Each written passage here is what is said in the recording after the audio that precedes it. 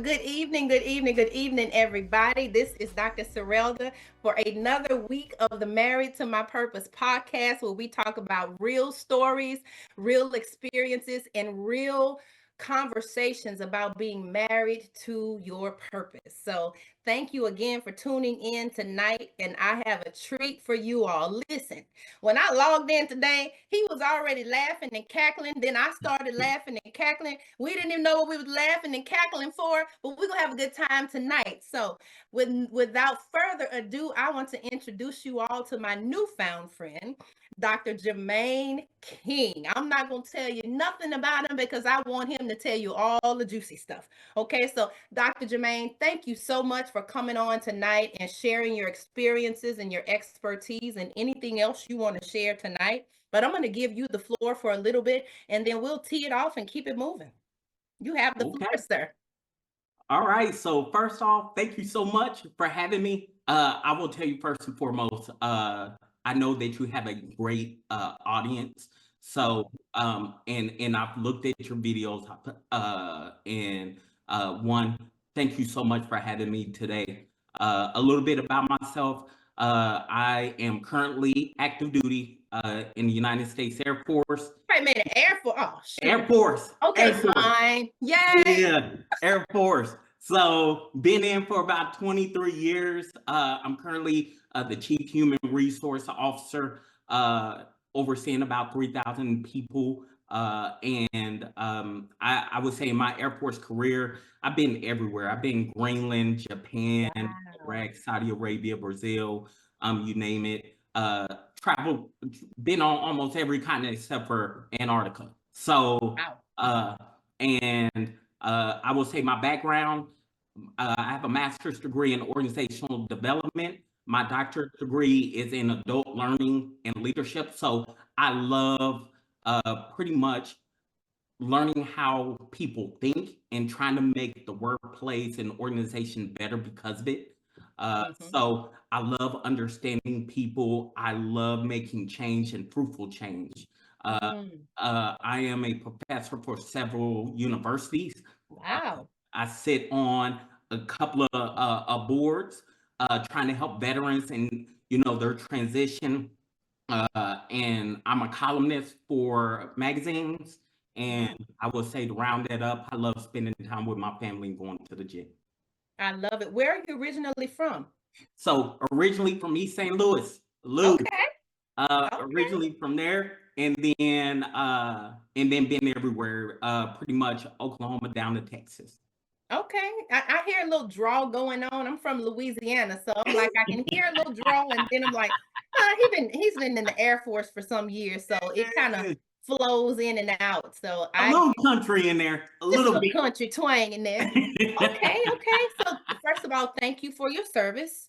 Thank 20 you. plus years in the military, that is no easy feat. Yeah. I understand being a retired Army officer, it is not easy to serve our country. It may be taken advantage of sometimes, or people may under value us. But thank you for your service and thank you for everywhere that you've served. And I also want to say thank you for your family for serving as Thank well, you because the so much. family serves too. Yeah, they most definitely do.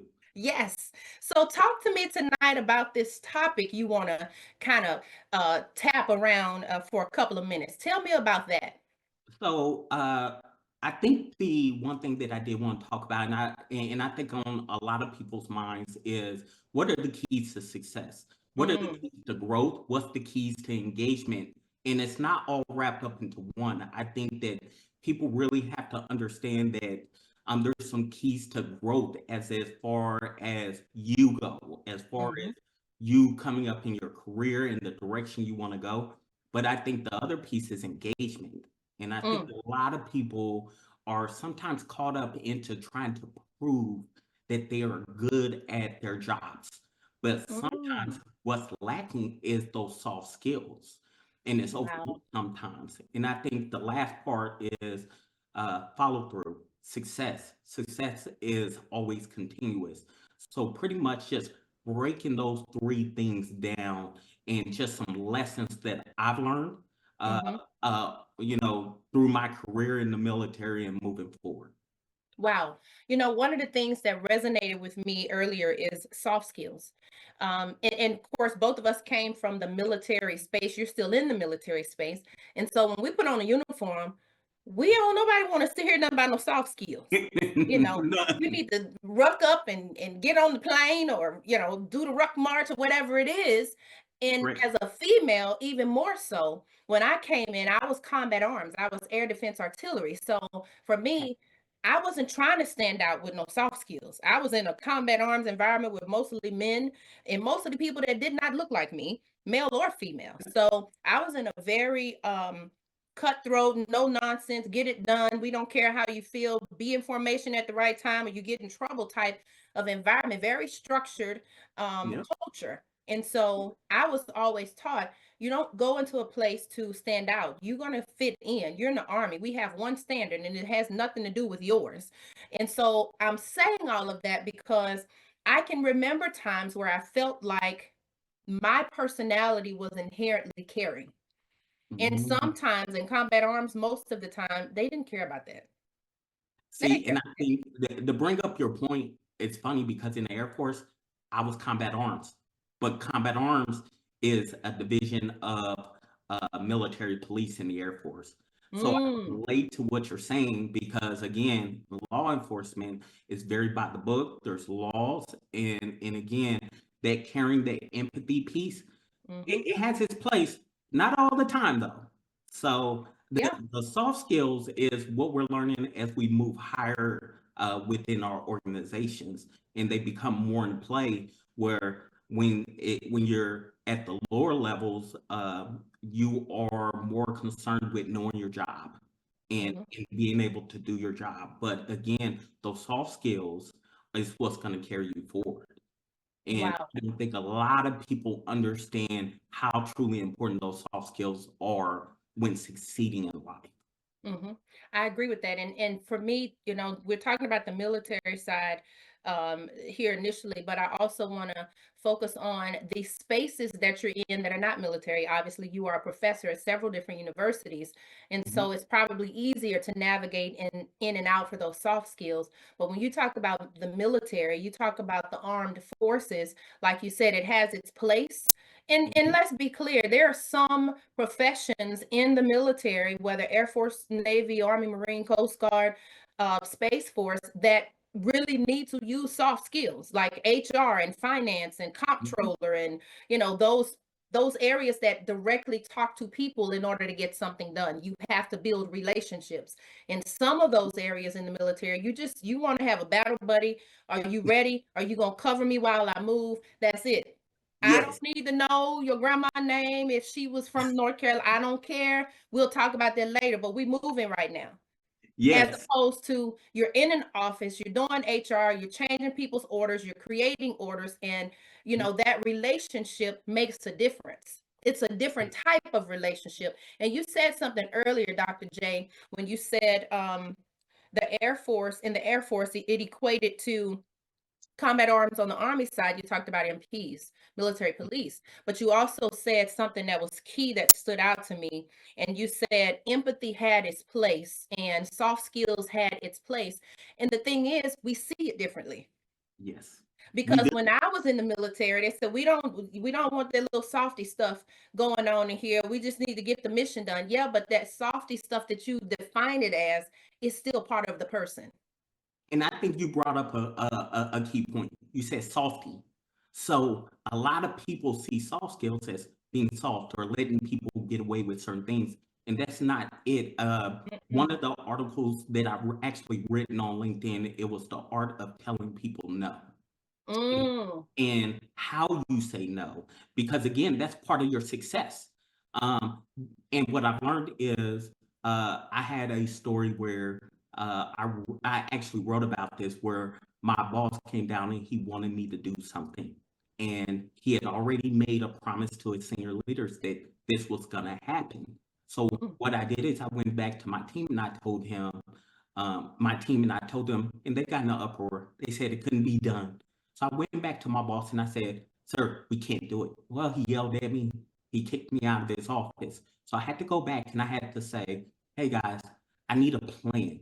I need you to bring up the known variables, the Mhm. issues, all of those things, and create a visual map. Yeah. And then be able to bring my boss back in and use my soft skills and be Mhm. able to articulate myself and say, hey, sir, this is what it's going to cost you.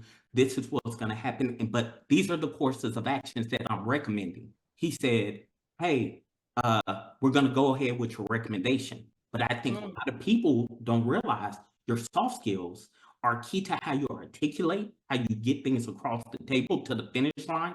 And if you Mhm. can't do it, then senior leaders may see you as a challenge, you as an obstacle, you don't know how to speak, and it's gonna, of course, affect your direction in your career and in your life.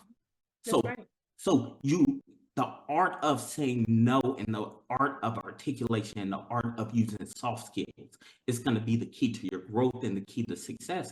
But some people say that's called being soft. Yeah. Absolutely. And to be honest, Dr. J, it's not even just in the military. Mhm. You know, Yeah. I was on the Army side when I retired, worked in the Pentagon and the Secretary of the Army's office, and then I moved to DOD, and then now I'm over on the Navy side. And the culture is different. Yeah. And that's a whole nother dynamic to it, because in the Air Force culture, it's different from the Army, it's different from the Navy. All of them are different. They all have their subcultures of the armed forces. And so I had to relearn or learn, because I never knew anything about the Navy's culture. I wasn't born, raised, groomed there. Mhm. And my mentor told me when I got that job, I said, sir, I applied for 10 jobs. 9 of them were SES jobs and one NH4 15 Okay. level job. And I got the 10th choice. I interviewed for almost all of them. And he said, you need to apply for this because the interviewees are senior executives. So I believe this may be a senior executive job or a senior leader SL or something. So when I got the tentative offer, I said, sir, I think they want to hire me. He said, I think you're right, because they just called me as a reference. I was like, he was like, what's wrong? I said, I can't take this job. I don't know nothing about the Navy, sir. And he said something to me, Dr. J, that was so profound. He said, you don't know Navy, but you know people. He said, a lot of people may know the organization, but they don't have the ability to connect with people.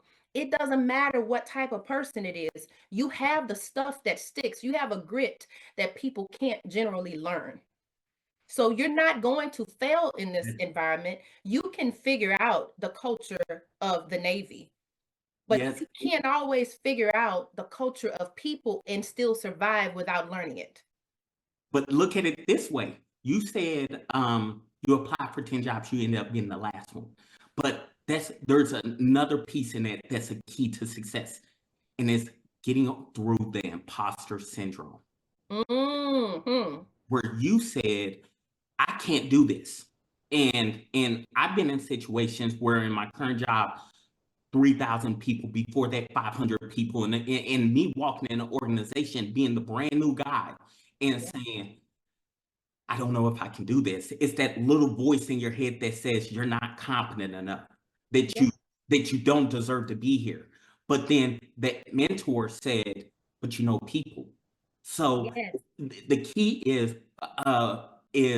to success is getting through that imposter syndrome, saying that you do deserve to be here, that you can go on. And then one of the big keys that I always ask people is, what are the core beliefs that you hold about yourself? Do Hmm. you have to Oh, be that's good. what do I have to be perfect to everybody else to succeed? Perfect. Mm. So the first key to success is getting through that imposter syndrome, and we don't talk enough about that. And I think that is something you said in there when you said, "Hey, I don't know, I wasn't supposed to do this. This is Navy." That's imposter syndrome. That's saying, can I really do this? And Yeah. I think sometimes when people need to understand how far they've come, how far they can go, and just Yes. remember that no matter everything that you face, you can get through anything. Just Yes. don't give up. Yeah. So look at where you are now. Mhm. And again, imposter syndrome It does not, I won't say it always ends, but you have to be able to get past that in order to be able to engage, to use your communication, your soft skills. But we battle with that imposter syndrome sometimes when the goal is high, but the goal needs to be high because that's why we call it a goal in the first place, because it's not easy. Yeah. So that is something that I heard from you that we don't speak enough about. You know, it's funny you said that because, I was talking about the piece of the process after I've submitted my resume, after I've looked at the job announcement, after I've done. So I'm already past that point. But let's back up to the first part of it. And I Yes, always tell people that I mentor, by the time I get to the interview, they're interviewing me. But when I actually start applying for the job, I'm interviewing them. yes, Because if I don't get past the gate of, okay, qualifications. Oh, I don't have that. Qualifications. Oh, I don't have that. And I'm looking through this qualification list of 600 things and I found two and wouldn't apply. My boss said, stop doing that yes, because most of the stuff in the job description, they're not going to use anyway. Some of it is fluff. If you know you apply for 90, you qualify for 90% of that job announcement, apply for the job. yes. And I've started to do that now. I will tell you something else that happened that makes me think about the imposter syndrome concept that we're talking about. I'm in an organization that is primarily engineers, pilots, acquisition contractors, that type of stuff. And so we were looking to do a contract for a coaching contract. I don't know anything about contracting. They gave me the task, but I said, okay, in my head, I'm thinking I'm Army. I know the skill set that I need to pull from. You get Mhm. additional duties. You go find the expert. How do I do this? Give me a template. Let me use you as my subject matter expert and I'll get it done. It's just that easy, but that's what my mind does. Everybody doesn't do that, but that's what I do.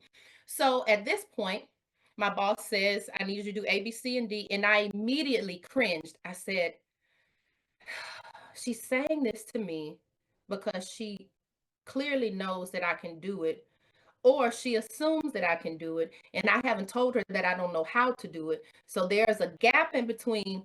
She's told me to do it. Maybe she doesn't care that I don't know how to do it, but she knows that I can do it. In my mind, I'm saying I've never done it, so I can't do it. There And you go. finally, I said to her, I said, ma'am, I'm just going to be honest with you. I do have a learning curve. I've never done contracting stuff. So where is the POC that I can talk to? Because you've given me a deadline of 7 days.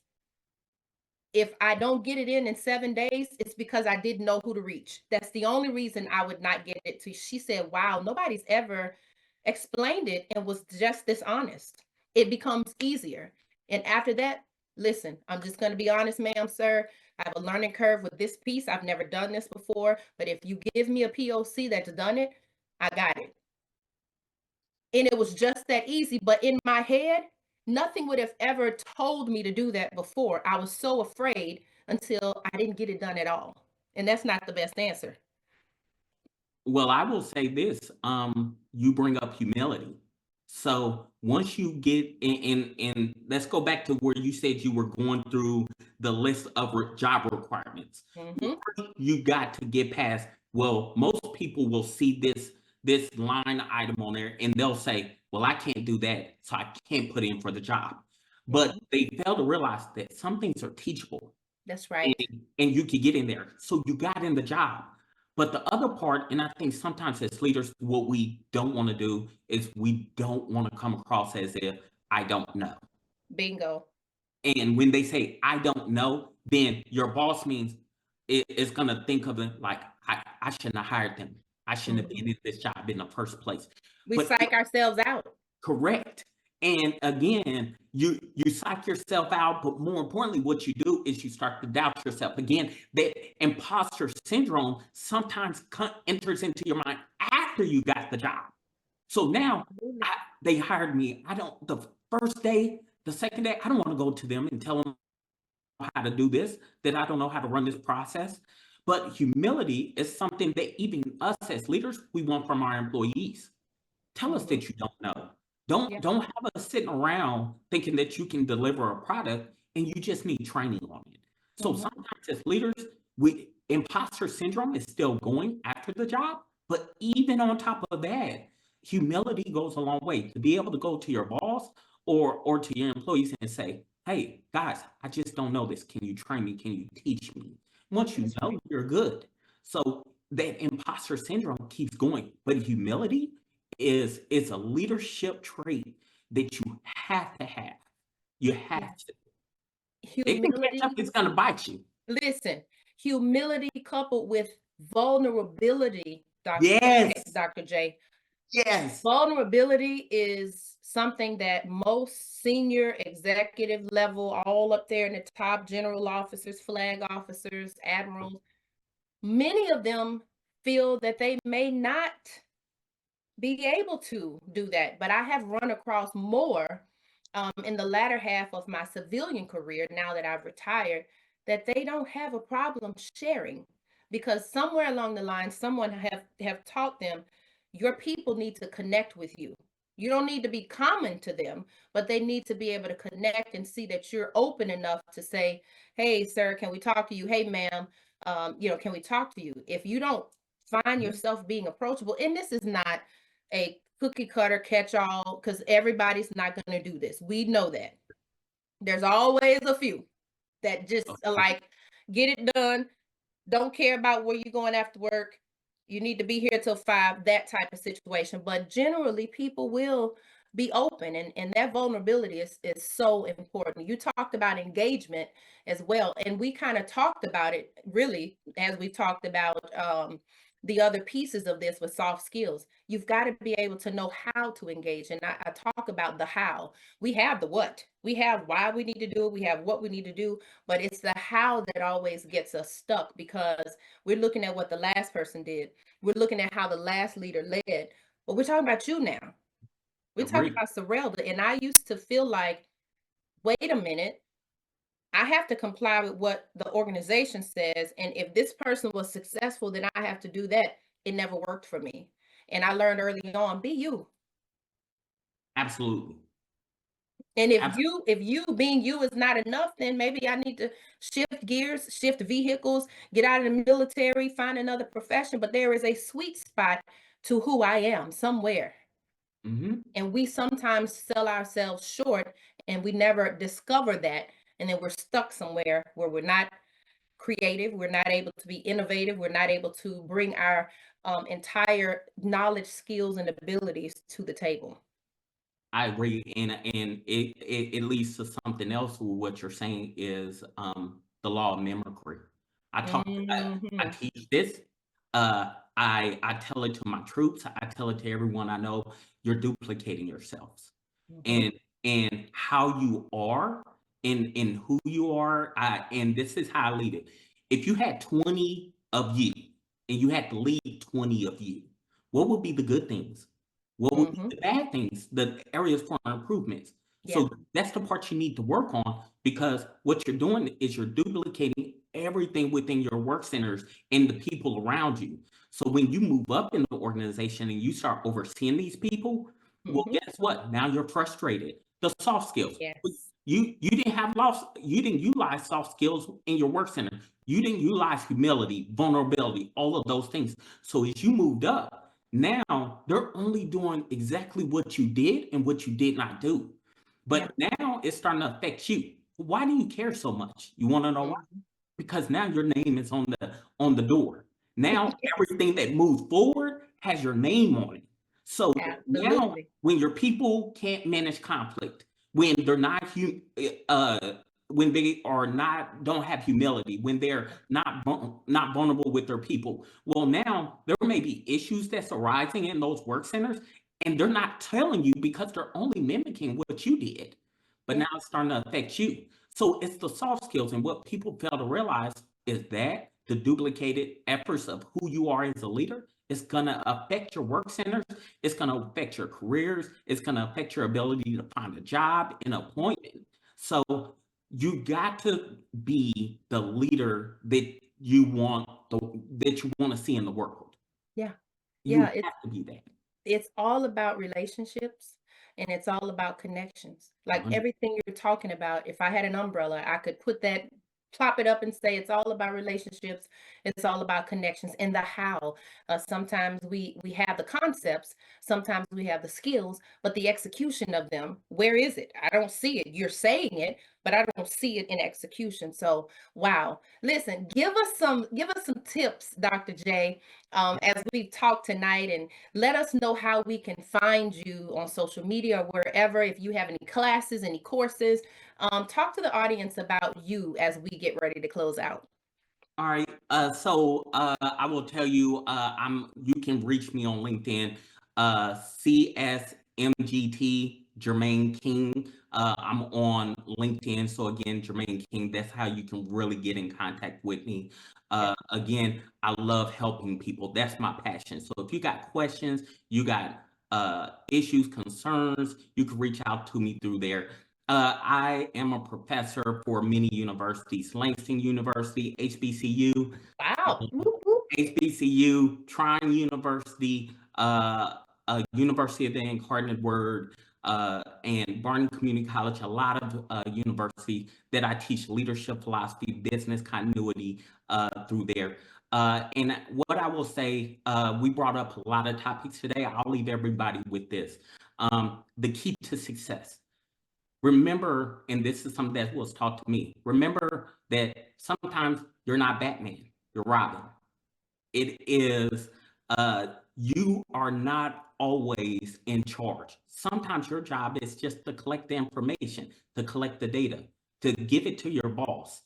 And behind closed doors, give them the information and everything that you feel, the good, the bad, the ugly about it. But the biggest thing is, when the door opens, then you got to move out and stuff, because you let your feelings be known. And I'll say this, you would want the same thing if you were in the leadership position. You would want your people to do the same thing, be upfront, honest, give all the facts. But when you make a decision, then you expect it to be carried out. So sometimes Robin is exactly who you are, and that's okay.